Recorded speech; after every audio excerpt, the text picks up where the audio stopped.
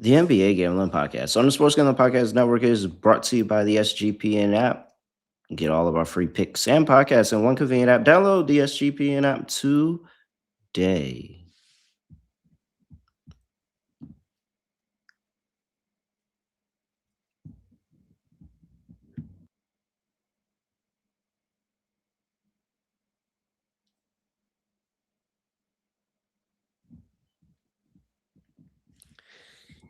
Yes, sir. We're back with another edition of the NBA Gambling Podcast on the Sports Gambling Podcast Network. No, me, no the voice, no guys. Me, really real, villain real, Terrell Furman Jr. here at your serves.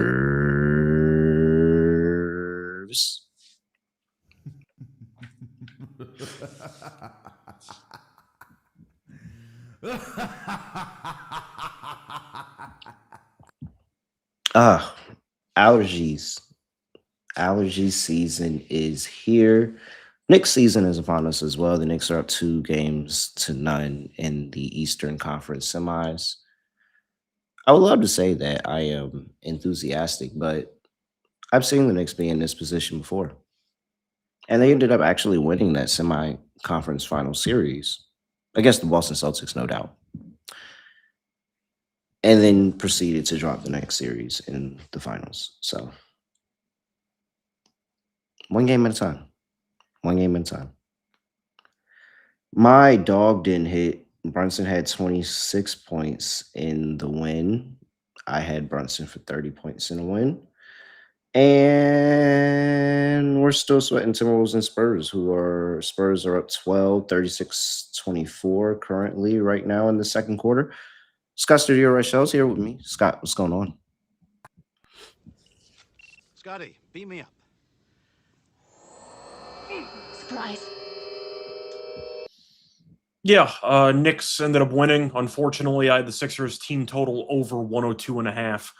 Scored 3 points in the final 6 minutes, 50 seconds. Finished with 102. So that was not fun. They were flying over the entire game, and then they eventually fell flat by a hook. But I have the Knicks to win the series. I have the Knicks to never trail in the series.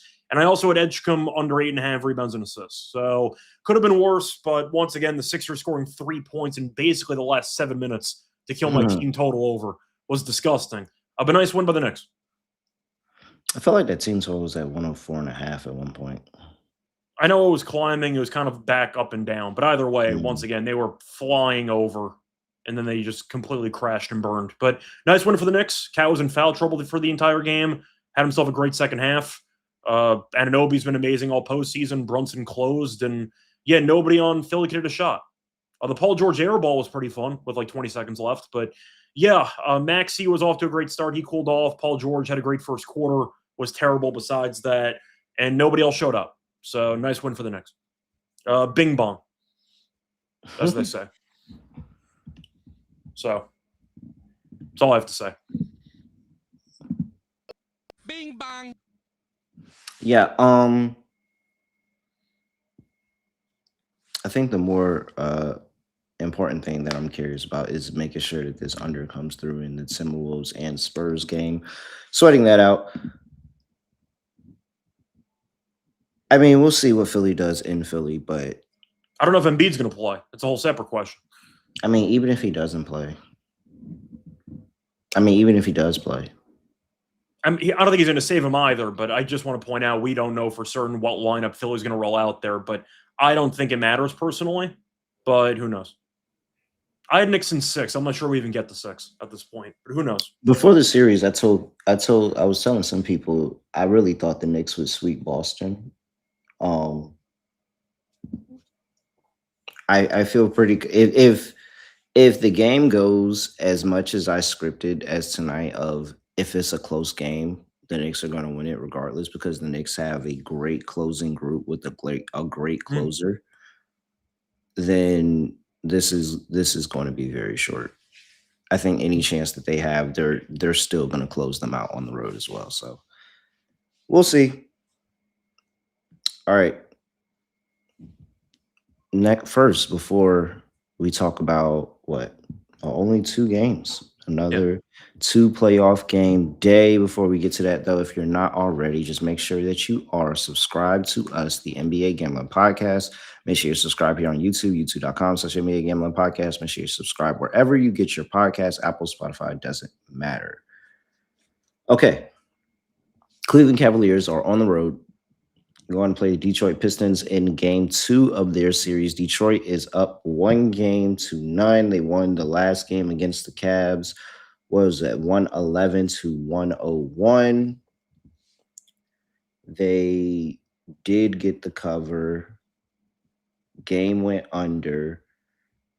Detroit's laying 3.5 here in game 2. 215.5 is the total. Injury report, and it is nothing of significance. I mean, well, I guess Kevin Huerter. I don't think that matters, but yeah. Kevin Huerter's questionable, but like, yeah, whatever. And Sam Merrill's questionable, but I'm pretty sure he's playing.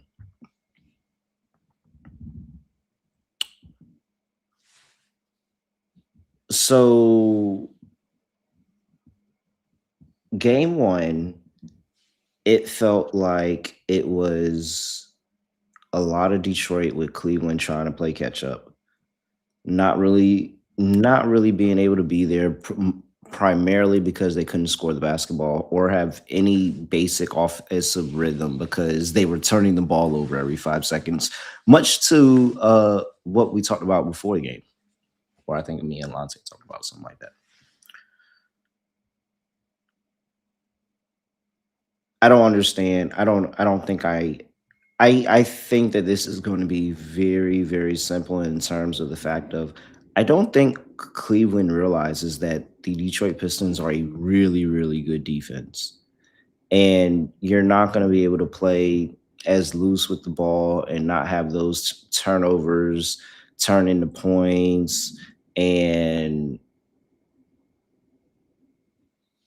yeah, just the overall lack of consistency on offense.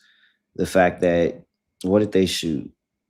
Both teams shot basically the same. threes. The difference Yeah. was Detroit attempted, I think it was like, I forgot how many more free throws, but they attempted a lot more free throws in game 1. The shooting numbers, though, were basically the exact same.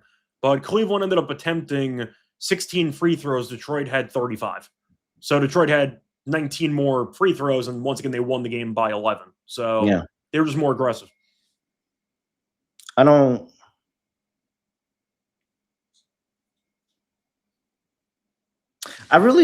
really don't want to get back into the Detroit bandwagon, but honestly, truly, like I just don't know what Cleveland's going to be able to do. I don't have any faith in James Harden or Donovan Mitchell as both a controlling unit here to get any kind of stops on the defensive side of ball when they're going to need it. And so if they're going to be flirting with 100 points every single game, I don't think that's going to be enough. And I think if you're playing that level, that kind of series, Detroit's going to win this pretty easily.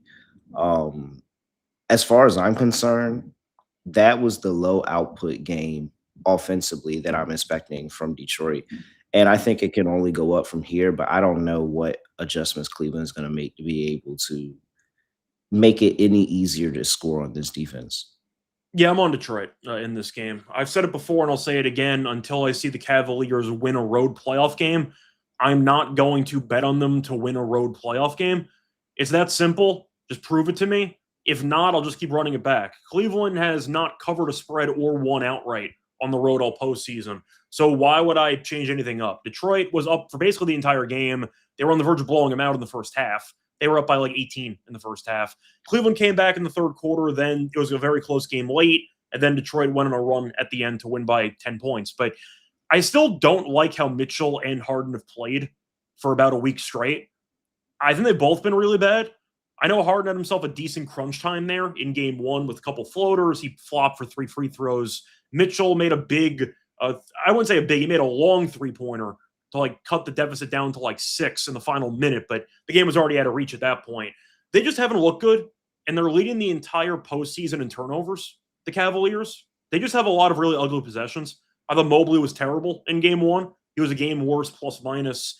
Merrill played 7 minutes. He left early with injury as well. I know defensively is not great, but they need him for his three-point shooting. But Jared Allen played 18 minutes. Atkinson basically just forgot he was on the roster. I don't really know what happened there, but Detroit seems like they have everything under control right now. After falling behind 3-1 to Orlando, they have won 4 in a row. So at least they're starting to figure some stuff out. Cleveland, though, has been a very up and down team. Both of us don't really like Toronto, especially with Ingram being out and quickly not playing a single game in the series. And Cleveland barely survived. But I think they're a finesse team. I'll use the word soft. I think they're a very soft team. And Detroit has a certain physicality that I think is going to really overwhelm Cleveland in a decent amount of these games. We saw it in game 1. I think we see it again in game 2. I'm on Detroit again. But until I see Mobley and Allen really, once again, stick in there physically, and until I see Harden and Mitchell play well together instead of just your turn, my turn, let's just do something, I got issues with this team. And I think Detroit's starting to figure some stuff out. Duncan Robinson was great in game 1, too. Tobias has been consistent. We know Cade's the best player on the court. I'll go Pistons again. I think Cleveland has a lot of problems, and they haven't really solved any of them, despite advancing into the second round. One of the big things that I feel like it happened in that game was just the fact of how picture perfect it was to the fact of the Pistons were able to force the Cavs into a turnover what felt like almost every other possession. And James Harden had 7. So like 7, those 7 turnovers were almost all memorable. They almost all led into points. I don't understand what Cleveland's going to be able to do if they can't protect the basketball, man. And it sucks because you got a guy like Osar sitting there on the other side who's been great over the course of these playoffs on the defensive side of basketball in terms of recording steals and blocks. Like, I mean, what's Dean Wade giving you? Like, I think it's just a deficiency in the roster. I think Strus has been good for them, but I mean, Schroeder's been very up and down. He's had a couple of really good games, a couple of really bad games. He pushes the pace for them sometimes, but like, if you're not running at that pace the whole game and you're just waiting for Dennis Schroeder to come in there and speed things up a little bit, like, he also had 4 turnovers in his 16 minutes. I forget that Keon Ellis is on the roster for basically like half of their schedule because they just don't use him properly. I mean, you acquired Keon Ellis, you figured to give him some run, and yet it feels like he barely plays. So I don't like what Atkinson's done with the rotation. I don't think he has an actual pulse on his team. Allen playing 18 minutes in game 1 is absolutely crazy. Like, Duran had a couple of big dunks late, had a big block at the end of regulation. Why are you using Mobley as your center in crunch time? Like, I didn't understand any of that. I just feel like Atkinson's done a pretty bad job all postseason of handling his roster, and he got away with it because Toronto was pretty limited in terms of health and talent, and Barnes had 5 fouls in the third quarter. I thought he was pretty fortunate to once again get out of that first-round series, but I think Bickerstaff's been better than Atkinson so far. I'll go with Detroit once again. Until Cleveland wins a road game, I'll keep fading him. I'm assuming you co-sign. Yep. Easy. Detroit laying 3.5. 215.5 up to 216 in some spots. I'm still on under. I don't trust Cleveland to be able to score the basketball consistently. And Detroit probably doesn't have to do too much, if I'm being honest. I don't think that Detroit probably runs the score all the way up on them. I will take the full game under. Yeah, I was wondering if I wanted to go for a Cleveland team total under instead. But I think that the full game under should be fine too. Detroit's offense did have a decent amount of moments there. A lot of guys did play well. Duncan was great spacing the floor. I thought Jenkins was great. Jenkins came in immediately and came in and gave him a spark. Yeah, he had an immediate impact in game 1, which was nice to see because he had a pretty up and down series against Orlando. I think they can score. Cleveland, though, they have to play slow because Harden, we know, doesn't really want to run the floor. They use 2 bigs all the time, which I still don't think works. They keep throwing out Mobley and Allen together. I don't mind Cleveland team total under. I mean, you're looking at around 106.5. I'm not sure they get to 107. I don't mind the team total under on Cleveland too. All right. Player props. What's the Harden turnovers at? 6.5 at this point? No way. I'm joking. It's probably going to be like 3.5 or 4.5 if I had to guess. If I had to guess 3.5. It was 3.5 last time. It's 3.5, 150. Yeah, I can't take that. It's been flying over, but it's 150. So that's not really an option. Trying to think of who I want to go for here. Because Jenkins is at like 8.5 points. He had 12 in game 1, but I don't know if I actually want to take that. I wouldn't be mad. Yeah, I didn't mind Dean Wade points, actually. I know we just kind of roasted him a second ago, but his points are at 4.5. He's been going over regularly because he plays a lot of minutes. He doesn't shoot a lot, but he played 28 minutes in game 1. He's added at least 5 points in 6 straight. I don't mind Dean Wade over 4.5 points. For a guy playing 28-plus minutes who's not named like Clark on Minnesota, a guy who could actually shoot the basketball when given the opportunity, I don't mind Wade. Once again, you can get some offensive rebound putbacks. Give me Dean Wade over 4.5 points. All right. I'm not mad at that.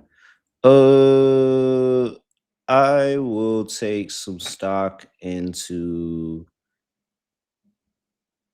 I can find an Isaiah Stewart over 6.5 points and rebounds, Scott.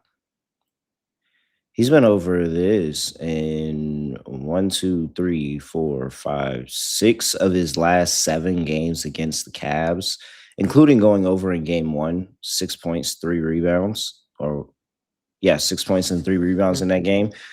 You talked about the bigs, and you talked about them playing the double big lineup of Mobley and of Allen. And ultimately, they're probably going to have to stagger some of those minutes because you got Beef Stew coming off the bench, and he's kind of, coming in relief minutes, getting some extra free lane. We already talked, you said the softness of this team, and Stew's absolutely taking the energy to the Cavs and done it every single time, which is why he's consistently been over this. So I think that's pretty interesting. What else? I actually kind of want to get on the defensive props. Okay. You want me like blocks, steals? What do you have in mind? Yeah. Stocks, blocks, steals, one or the other. But like Asar Thompson and Jalen Duren just feel like 2 like main options. Duren's been really good with the 1.5 steals and blocks. He's been over 1.5 steals and blocks in 1, 2, 3, 4, 5, 6, 7 of his last 8 games against Cavs, including having 2 in game 1. He had 2 blocks in that game. The turnovers, I feel like everybody's just going to have a piece of the turnovers in this Cleveland series. So steals could be interesting. Let's see if I can find Asar real quick.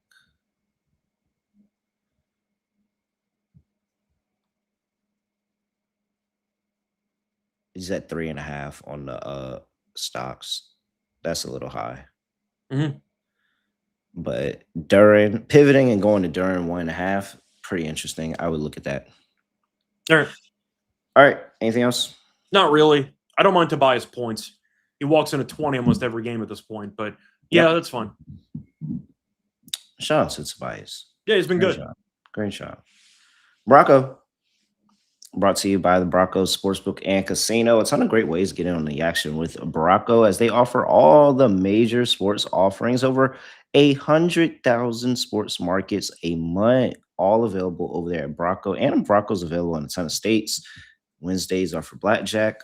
Play blackjack on Wednesdays and you get 50% of your losses back. Depositing and withdrawing, very easy. Hey, you use your bank, Apple Pay, even cryptocurrency. That's it. Just like that. Get a free $5 and a purchase match up to $100 at Brocco using promo code SGPN at BRACCO. Brocco, promo code SGPN. We're also brought to you by Kalshi, real money prediction market, legal in a ton of states, and they have a whole bunch of different trading options for your favorite sports.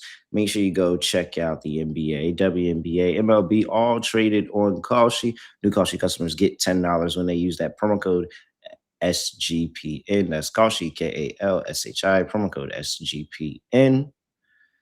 And the second game up here, Los Angeles Lakers are in OKC for game 2 of their series. OKC is up 1-0. OKC's laying 15.5 in this game. 209.5 is the total. Covered the line in the first game. 1 there. Still no Luka. Yep. Probably not for the rest of the season because there's no chance they're winning the series. So probably pretty not much anytime soon. Pretty much. OKC's laying a big number of 15.5. I laid it last time and it did hit. Scott, are you doing it this time? I mean, it wasn't easy because the Lakers kept it close for a half, but then the bench mob kind of came through. McCain made some threes. Felt like nobody on the Lakers could hit a shot besides LeBron. Reeves was, 3 of 16, I think, in game 1? Horrible.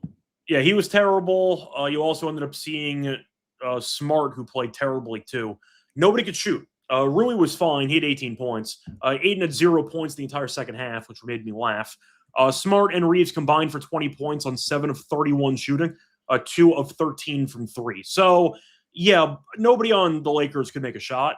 The issue is also the bench. They have no depth at all, and they only scored 37 points in the entire second half. So if we end up seeing the Thunder put that type of intensity together defensively for an entire game, I'm not sure the Lakers even get to 90 points. Like, it was that ugly. Like, if the Thunder just decide we're full court pressing the entire game, we're just going to wear down LeBron and Smart physically over the course of the game, the Lakers are screwed.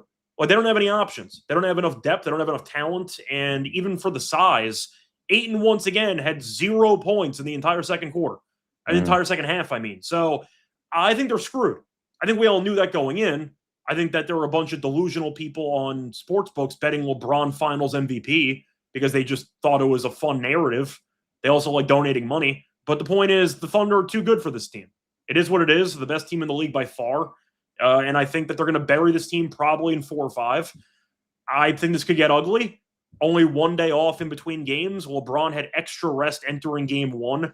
Played 36 minutes or so, still looked exhausted in the second half. And LeBron was great. He had an efficient 27-point game, and they still only scored 90 points. So I think they're dead to rights. I'll go for the Lakers team total under 96.5.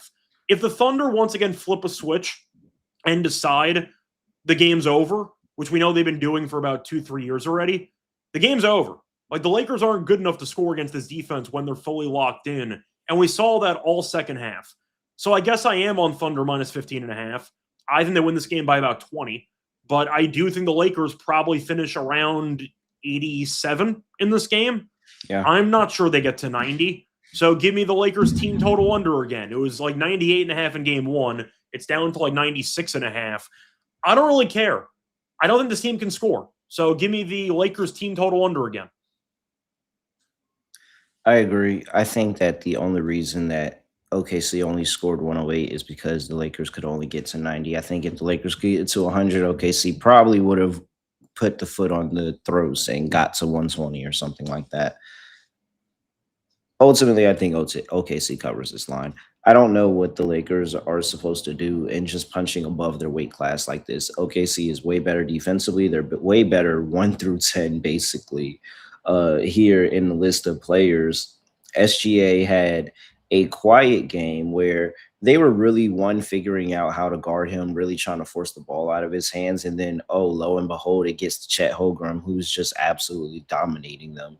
I don't know how they're going to be able to slow down Chet Holmgren. Let's just go ahead and throw him into the prop category for next game as well. I think he's going to go out and have a really good game, really good series overall against the Lakers. We all knew that this was going to happen. We knew this was ultimately the end result for whoever won that series between the Lakers and the Rockets. That they just got to be run into OKC and get destroyed for 4 games. I compared that series to a G League scrimmage on multiple occasions. I thought both teams looked horrible the entire series. So, yeah, I agree with you. All right. Well, that was really easy. For the total, yeah.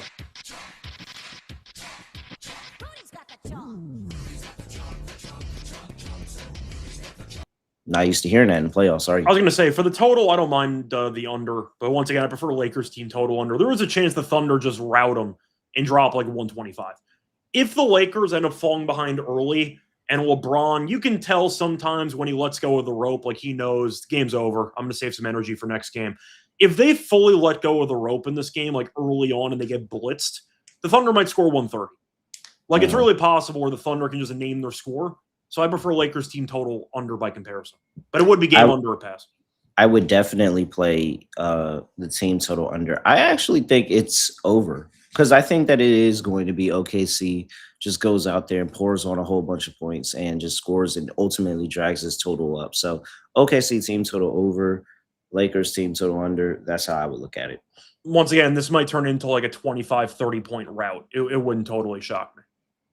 Even the quotes pre-series, you have Redick going around going, this is an all-time great team. It's like, what are we supposed to do? We're gonna figure some stuff out. Like you're just admitting that we're just trying to go out time. there and have fun. We're just trying to go. Hey, we're just trying to go out there and have fun, man. Like we're getting ahead of it. Like nobody believes matter. in us. Yeah, pretty much. Just have fun and try to learn something. But it's like, no, your team's just screwed. Like your team's. We're trying to prepare our team for next year. I can't wait for the offseason though, when the Lakers lose the series and everyone's going to say, "Well, if they had a Luka," and I'm like, "No, if they had a Luka, they still would have lost the series." Like we watched this in the regular season, they would have gotten destroyed anyway. Luka can give them some scoring. He can't defend anybody. But that's going to be the excuse built in when the Lakers try to run this back next year, even though the Thunder would smack them. Say, like, at what point are the like, yo, the team sucks? It comes down to LeBron. I mean, if LeBron wants to stay in LA, he'll stay in LA. If he wants to go back to Cleveland, then they can officially move on to the next chapter. But LeBron, with all the merchandise and all the popularity brings, you're not going to get rid of him. If he wants to stay in LA, he'll stay in LA. If he wants to go back to Cleveland Part 3, then have fun in Cleveland again. But it really comes down to LeBron. LeBron's holding all of the chips and cards right now for the franchise, and we'll see what happens. But we knew as soon as they made the trade that Luka and LeBron were not going to seriously compete for titles anytime soon, probably ever, and we look really right now. So, yeah, that's kind of it. Do you have anything else you want to add there? Because it feels like it really comes down to I don't see the Lakers chucking LeBron out the door. I think it's a matter of, look, if LeBron wants to come back, great. If he wants to leave, then we'll move on. We'll trade Bronny wherever he goes. You get what I'm trying to say. It comes down to what LeBron wants to do. Bronny's getting cut. All the money's guaranteed. He'll probably end up in the G League. All right. Chet Holmgren over 16.5 points. Yeah. If you want to throw in the rebounds, too, I don't mind that either. Okay. Good point. Lou Dort over 1.5 threes. Yeah.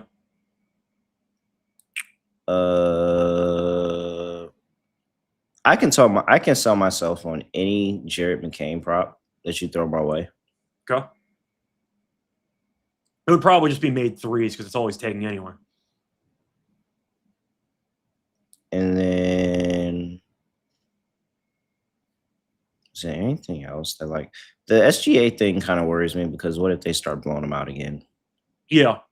It's kind of a matter of trying to pick which OKC bench player you think might actually have some serious playing time here. Yep. I didn't mind the other Jalen Williams. I can get his PRA at 9.5. He had 13 in game one, and that game was somewhat close. Played 20 minutes. He only had 3 points, 7 rebounds in 15 minutes. We know that when everybody was out, he was getting triple doubles. Yeah, and once again, he's a guy who I think can be very, I'd say, useful in a variety of lineups. But the Thunder used like 11 players because they were just experimenting because they know that the series is a joke. I can see J-Dub getting, or not J-Dub, I could see Jalen Williams getting some serious minutes here. Give me Jalen Williams in a blowout or not to go over 9.5 PRA at -105. Adam Osimo likes under Lou Dort rebounds plus the Lou Dort over threes. Okay. Good price, 177. Didn't you play Lou Dort under rebounds? Yeah, I had the 2.5. I lost.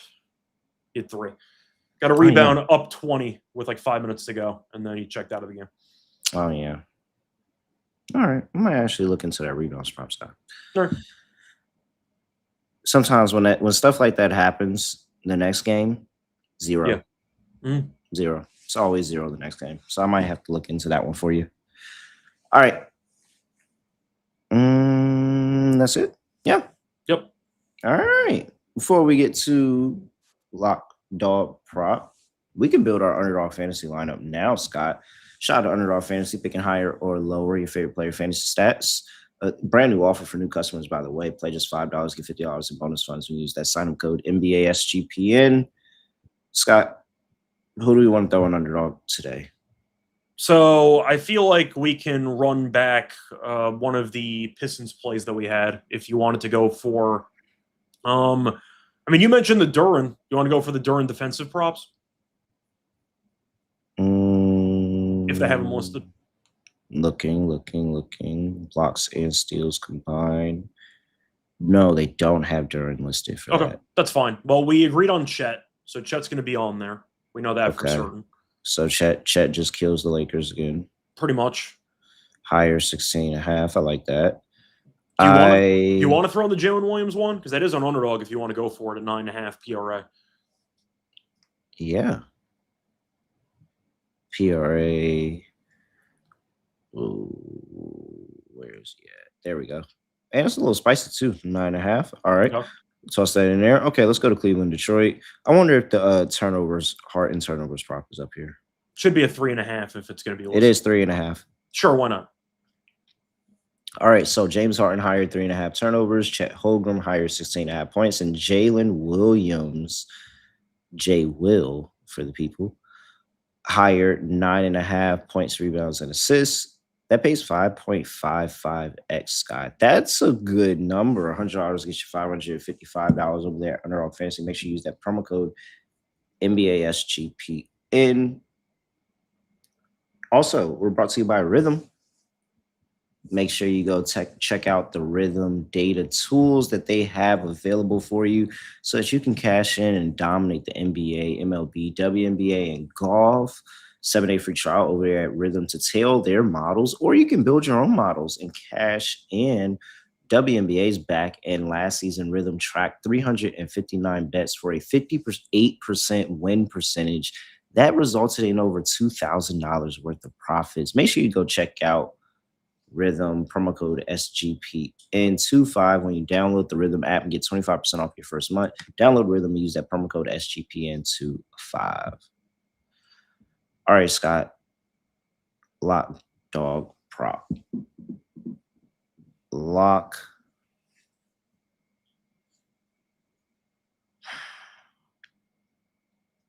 I really should lock up Detroit this time. I'm going back to OKC laying 15.5.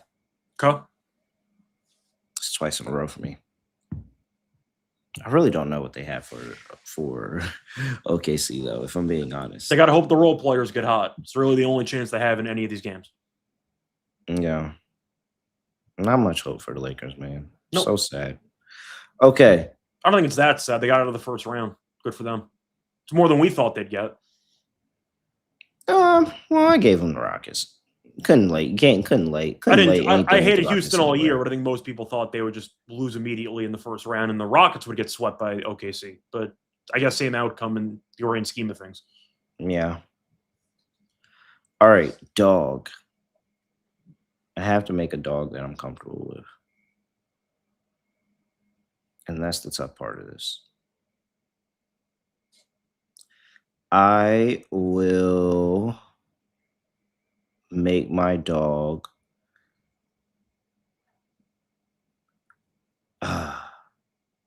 I don't want to do one. Why can't I do a combined all steals and blocks play? Is that You might be able to do that like on the day of the game, but I don't think you can do that the night before. Oh, no. That might be like a last second ad type thing. Okay. All right. This is what we'll do. I will take the Detroit Pistons to win the game. And I will also take Tobias Harris to go over his 18.5 points. That is plus 178 because Tobias Harris has been the model consistent player right now. And Detroit's going to win the game. So easy enough. Cool. And prop will be, where's Jared McCain? Jared McCain's points are at 3.5. Yeah, Jared McCain gets 4 points. Yeah. For my lock, I'm going to go with the Pistons -3.